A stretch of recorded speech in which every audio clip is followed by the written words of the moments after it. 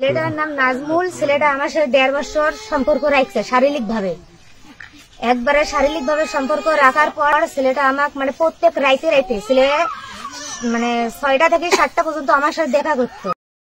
এবার 2 সন্তান রেখে পরকীয়া প্রেমে আসক্তি হয়ে তাতে জড়িয়ে পড়ে এই তরুণী।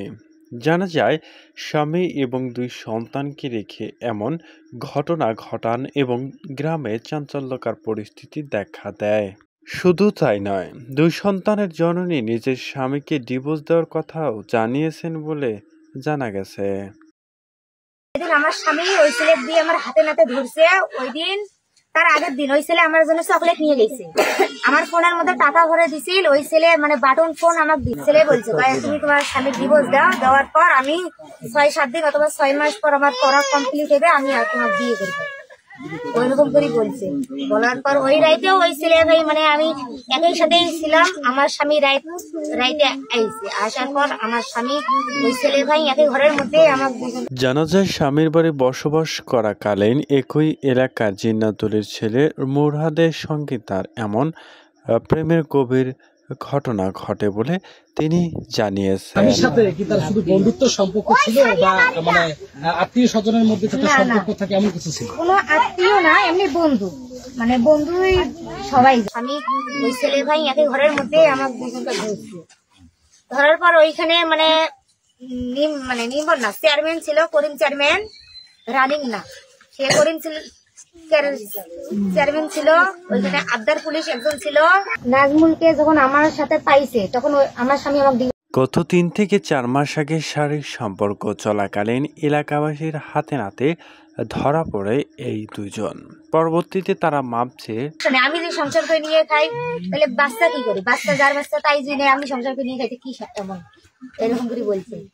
বলার পর বলছে মানে ওই ছেলেই বলছে ভাই আমার মানে পড়াশোনা আছে, আমার জীবনের তো একটা অবস্থা, আমি বিয়ে করলে আমার একটা দায়িত্ব বোধ ওইরকম।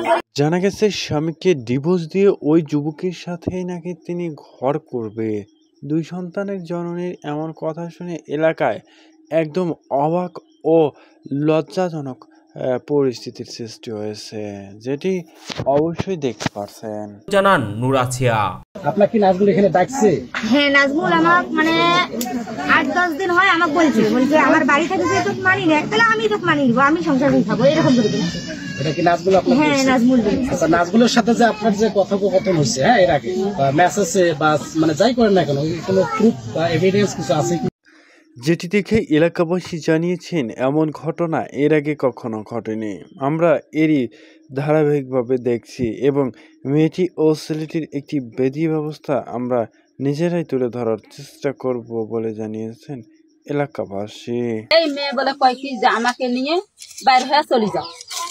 তখন কইছে আমার দ্বারা অসম্ভব, আমার দ্বারা অসম্ভব। তখন হলো এই বেলেট দিয়ে বলে গাও কাটায়, তখন ফাঁস দেয়। তখন আমার ছেলে কইছে এই কেমন কথা, আমাকে ডাকে নিয়ে এইরকম করে। তখন ওর স্বামী ফোনে ডাকে আনছি।